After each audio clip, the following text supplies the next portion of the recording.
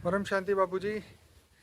आज हम आत्मा के रहस्य के बारे में जानना चाहेंगे आपसे, आपकी आज्ञा से। और हम आज आत्म स्वरूप के बारे में डिटेल में जानना चाहेंगे आपसे, क्योंकि बहुत सारे नए आत्माएं जो जुड़ी है वो आत्म स्वरूप को समझना चाहती हैं। रियलिटी में आत्म स्वरूप क्या है। तो शुरुआत करते हैं आपसे कि कैसे आत्म स्वरूप को कैसे समझें। देखो, पहले तो समझना पड़ेगा कि मैं कौन। जी। आजकल कॉमन सेंस में है कि मैं आत्मा हूँ, इतना तो लगभग मुसलमान भी जानते हैं, रूह, क्रिश्चियन भी जानते हैं, सोल। आत्मा के बारे में तो लगभग मोस्ट ऑफ जानते हैं कि मैं आत्मा हूँ। जी। आत्मा कहाँ रहती है? तो आत्मा हमारे शरीर को कंट्रोल करती है, शरीर को चलाती है। तो जो हमारा बड़ा माइंड है, बड़ा माइंड के सेंटर पॉइंट में रहती है, और बड़ा माइंड के सेंटर पॉइंट में जब रहती है तो वहाँ से ही कंट्रोल करती है। अब साइंटिफिकली कैसे कंट्रोल करती है वो तो अभी साइंस भी नहीं बता सकता, क्योंकि साइंस भी आत्मा के बारे में कभी कुछ नहीं जानता। उसके पास संशोधन नहीं हुआ है, उसके पास अभी भी आत्मा को मतलब साइंस वाले प्रूफ नहीं कर पाए हैं, और वो बिलीव भी नहीं करते कि आत्मा जैसी कोई चीज़ होती है। लेकिन ये बात है कि स्पिरिचुअलिटी में सोल को ये लोग कॉन्शियसनेस बोलते हैं, और एक ऐसी चीज़ जो जागरूक है, इसको अगर हिंदी में समझाएं। हाँ, तो आत्मा की शक्ति के बारे में मतलब साइंस नहीं जानते। उसको कोई शक्ति है ऐसा कुछ बोल देते हैं, जो भी है। जी। मगर आत्मा शरीर को चलाती है, ये तो अब सब लगभग जान गए हैं कि आत्मा ही शरीर को चलाती है। जी। अब आत्मा को पहचान, आत्मस्वरूप जी, आज मेन सब्जेक्ट है आत्मस्वरूप का। जी बाबूजी। आत्मस्वरूप की अनुभूति कैसे करें हम? हर कोई आत्मा चाहता है कि मुझे आत्मस्वरूप की अनुभूति करें। अब उसके लिए तो आत्मस्वरूप जो ज्ञान है कि आत्मा कहाँ रहती है, भ्रुकुटी के बीच में बताते हैं, जहाँ सिंबल के लिए पहले ये बीच में ये करते थे, तिलक लगाते थे। जी। तो उसके अंदर सेंटर पॉइंट में तो आत्मा रहती है। आत्मा कैसी है? तो आत्मा जैसे परम आत्मा होती है, तो परम आत्मा की रचना है ना, जैसे हमारा ब्रह्मांड का परम आत्मा शिव है। शिव की रचना तो शिव जैसी होती है ना, बिल्कुल। इसलिए आत्मा भी शिवम शिवम कह देती है ना, जी। क्योंकि उसकी रचना है। शिव उसका रचयिता बाप है। तो जैसे बाप वैसे बच्चे, तो बच्चे भी कहते हैं मैं शिव हूँ, क्योंकि बच्चों को भी बाप का टाइटल मिलता है ना। जी। तो शिवम शिवम कह देते हैं ना। जी। और आत्मा कई जो शास्त्रों में ब्रह्म स्वरूप भी कहती है। आत्मा ब्रह्म स्वरूप है। जी। तो आत्मा ब्रह्म स्वरूप है, तो ब्रह्म माना ये लाइट कहते हैं। जी। तो परमात्मा भी लाइट स्वरूप है, आत्मा भी ब्रह्म स्वरूप है। तो हम ब्रह्मास्मि करते हैं ना सब। ज्ञानी तो आत्मा मतलब जो अपने आप को ब्रह्म के स्वरूप में अनुभूति करना चाहते हैं, तो ब्रह्म को मानते हैं। ब्रह्म माना लाइट। मगर शिव को एक निराकारी स्वरूप के जो पूजते हैं उसको ब्रह्म कहते हैं। परम धाम में रहता है शिव, निराकारी स्वरूप की जो पूजा करते हैं, तो ये ब्रह्म की पूजा करते हैं, निराकार की पूजा करते हैं। मगर शिव निराकार को पूजने के लिए पहले ज्योतिर्लिंग बनाया। जी। अब ज्योतिर्लिंग से शिवलिंग बन गया, शिवलिंग से फिर शंकर के साकार की रूप की अवतारों की पूजा, जहाँ ज्योतिर्लिंग होता है, जहाँ साक्षात्कार हुए, वो करने लगे। तो थोड़ा ग्राउंड इसलिए दे दूं कि अब आत्मा को आत्मस्वरूप की अनुभूति करना है। आत्मा को आत्मस्वरूप की अनुभूति करना है, तो आत्मा क्या करे?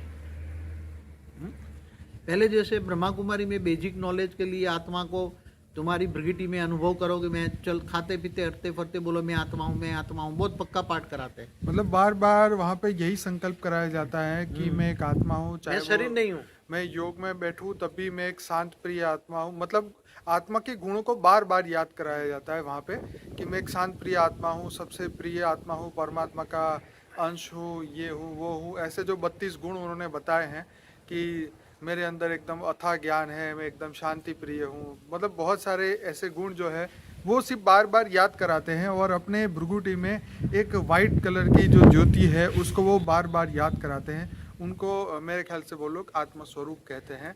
और बार बार मतलब देह के भान को भूल के बार बार उस आत्मा को, उस ज्योति को याद करना कि मैं एक लाइट की आत्मा हूँ, मैं एक शांति प्रिय आत्मा हूँ, उसी को वो लोग आत्मस्वरूप कहते हैं। तो जो आत्म स्वरूप की अनुभूति करने के लिए पहले, मगर आत्मा अंदर इतनी तमोप्रधान बन गई आज की तारीख में जी। कि आत्म स्वरूप की अनुभूति करना ये मनुष्य के बस की बात नहीं है। ओके। आत्मा जैसे चैतन्य आत्मा एक सितारे जैसी है, चमकता हुआ सितारा है, हाँ जी। जैसे एकदम वाइट चमकता हुआ सितारा है, ऐसा बताते हैं। मगर आत्म स्वरूप की अनुभूति करने के लिए तुम्हारे परमात्मा से कनेक्शन होना चाहिए। ठीक है। अगर परमात्मा से पावर आएगी तो ही आत्मा चमकेगी, तो अनुभूति आत्मा में पावर आएगी जी। तो आत्म स्वरूप की अनुभूति करोगे ना।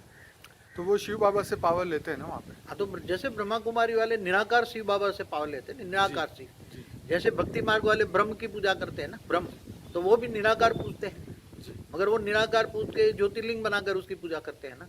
हाँ। कोई ऊपर आकाश में तो ये लाइट का सिंबल नहीं बनाते ना, ये तो ज्योतिर्लिंग या शिवलिंग की पूजा करते हैं ना, ब्रह्म को मानने वाले।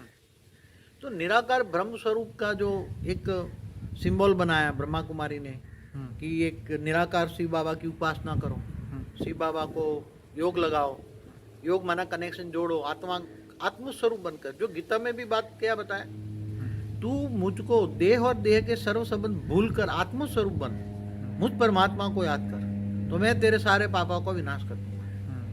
अब आत्म स्वरूप पाने के लिए साधारण आत्मा तो कोई पुरुषार्थ नहीं करेगी, ये हाई क्वालिटी आत्मा होगी, कोई 33 कोटि देवी देवता वाली होगी, या कोई दुखी दर्द बहुत होगा तो जाएंगे, मैं दुखी क्यों, इसका राज समझने के लिए जाएंगे, थियरी ऑफ कर्म समझेंगे। तो आत्मा के अंदर सारा कर्मों का रिकॉर्ड भी पड़ा है। तो आत्मस्वरूप की अनुभूति करने के लिए आत्मा को परमात्मा से योग लगाना पड़ता है। जैसे शिव बाबा से निराकार से लगाते, थोड़ा थोड़ा पावर तो आता है, तो थोड़ा थोड़ा पावर आने से आत्मा का कर्म थोड़ा थोड़ा विकर्म हटता जाता है। विकर्म का आत्मा में पावर आती है तो वो कारण शरीर में पावर जाती है, और कारण शरीर में जाकर विकर्म थोड़ा थोड़ा थोड़ा, मगर इतना पावर नहीं आता। मेरा भी अनुभव है, शिव बाबा से इतना पावर नहीं आता, तुम्हें लौकिक में थोड़ी कुछ हेल्प मिल जाए, मगर वो कई लोग क्या करते हैं, जैसे ब्रह्मा कुमारी वाले 1936 से विनाश करते हैं, तो जैसे योग में से थोड़ा पावर आया तो वो शक्ति का दुरुपयोग कर लेते हैं। ओके। आत्मा की शक्ति का दुरुपयोग कर लेते हैं। जैसे कि कभी किसी के लिए नेगेटिव सोचना, हाँ, कभी नेगेटिव विनाश के लिए सोचना कि विनाश हो जाएगा, केवल हम ही बचेंगे। राइट। तो मतलब विश्व कल्याण के बदले वो विनाश, दुनिया के विनाश की बात हमेशा 1936 से संकल्पों से करते रहते हैं। 1936 से पहले वो आत्मा करते, आत्मा परमात्मा कर रहते हैं। शिव बाबा निराकार को याद करते हैं। निराकार से थोड़ी कुछ जो पावर आती है योग लगाने से, वो सारी विनाश के वाइब्रेशन बनकर दुनिया के अंदर आज इनके ही विनाश का लाखों लोग, करोड़ों लोग उनके साथ जुड़े हैं, वो सब विनाश के लिए योग करते हैं। इसलिए विनाश नेगेटिव वाइब्रेशन फैला है ना वायुमंडल में। 1936 में विनाश, जो सेकंड वर्ल्ड वॉर हुई, उसके बाद उन्होंने कहा थर्ड वर्ल्ड वॉर होगा, ये होगा, नेचुरल कैलेमिटी आएगी, तो ये इनके संकल्प हमेशा ही विनाश के लिए चलते रहते हैं। मतलब पावर का मिसयूज हुआ और दुनिया के अंदर जो है नेगेटिविटी और बढ़ी। इसलिए 1936 से बाद दुनिया, सेकंड वर्ल्ड वॉर के बाद दुनिया और भी रैपिडली, और विनाश के साधन बहुत बन गए ना। राइट। 1936 के बाद विनाश के साधन कितने बन गए, परमाणु बम बने, हाइड्रोजन बम, किसके संकल्पों से बने। तो बाबूजी, आज का मनुष्य आत्मस्वरूप की अनुभूति कर सकता है? देखो, एक्चुअली आत्मस्वरूप की अनुभूति को डिफाइन करना प्रैक्टिकली, कोई भी ये आत्मस्वरूप की अनुभूति कई अलग अलग कैटेगरी की अलग अलग आत्मा अलग अलग तरीके से करती है, उसका अनुभूति अलग अलग होती है। अभी जब आत्मस्वरूप की अनुभूति करने के लिए बहुत मेहनत है, कई सालों की लगन है उसमें। मैं आत्मा हूँ और परमात्मा से कनेक्शन जुड़ता रहता, आत्मस्वरूप बन, मैं आत्मा हूँ, आत्मस्वरूप बनकर परमात्मा को याद करने से परमात्मा की पावर आती है, पावर हाउस से कनेक्शन जुड़ता है तो आती है। अगर जिनके पास पावर नहीं है उसको याद करोगे तो कुछ भी नहीं होगा। जैसे साधु संत, देवी देवता, गुरु महात्मा, जिन को याद करते हैं उनसे योग लगाने से कुछ नहीं। जिनके पास बट नेचुरल है कि जिनके पास, गीता में भी कहा है ना, तुम भूतों को याद करोगे तो भूतों को पाओगे जी। पितरों को याद करोगे तो पितरों को याद करोगे तो पितृ, भूत प्रेत मतलब जो मर कर गए हैं, जो कई लोग कहते हैं ना, जो बड़े बड़े साधु संतों को भी याद करते हैं। राइट। तो जो साधु संतों को भी याद करते हैं तो उससे क्या मिलेगा? तो पावर हाउस को, डायरेक्ट पावर हाउस को याद करो ना। हाँ जी। अब पावर हाउस कौन है ये तुम्हें समझना पड़ेगा। राइट।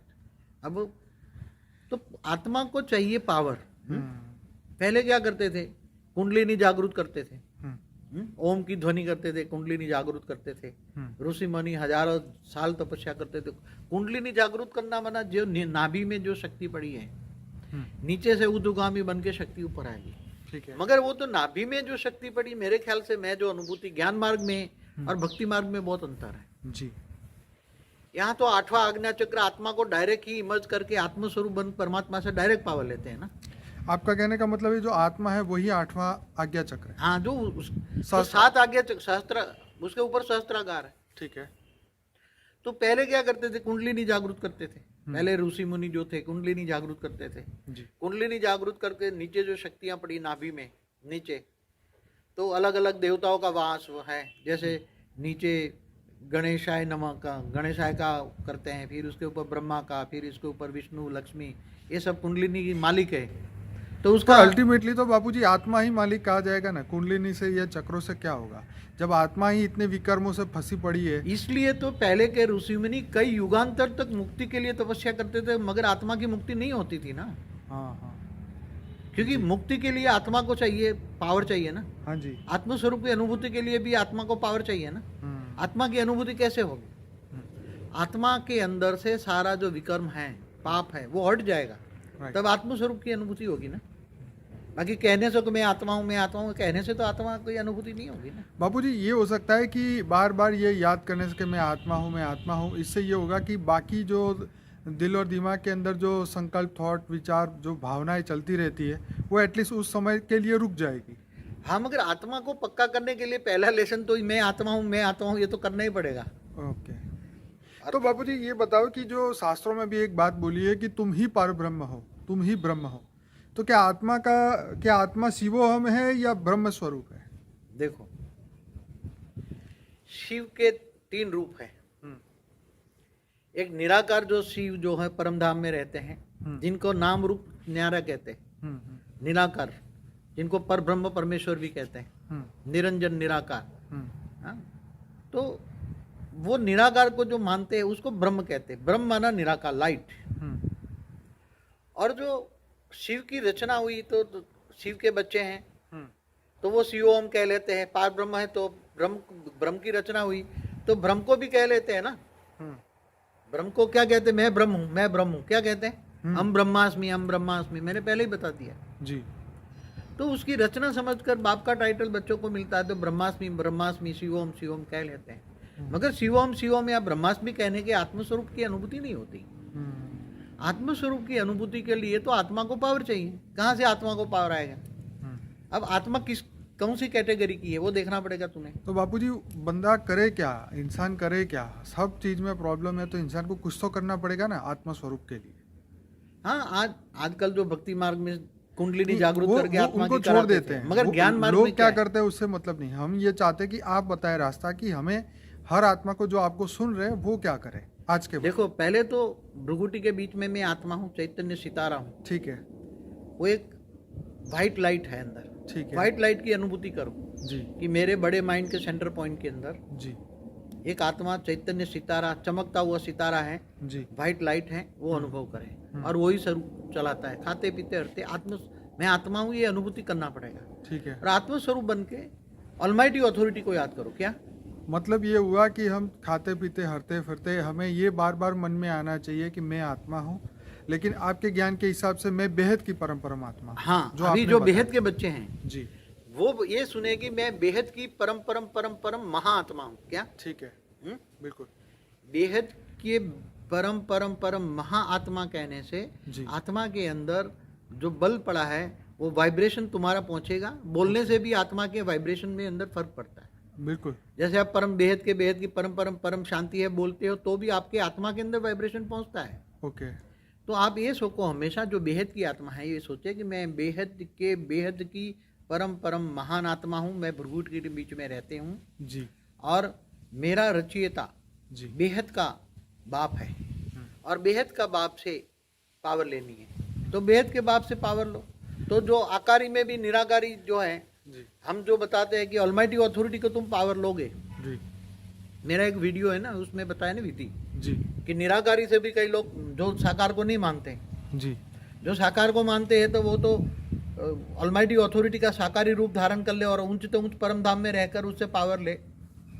अगर वो ऊंच से ऊंच परम धाम में निराकार रूप में भी ऑलमाइटी अथॉरिटी है, निराकार रूप से भी आत्मस्वरूप अनुभूति, आत्मस्वरूप में आत्मा में लाइट ले, तो आत्मस्वरूप बनकर पावर लोगे तो तुम्हारे अंदर ऑलमाइटी अथॉरिटी तो पावर का सागर है। क्या है?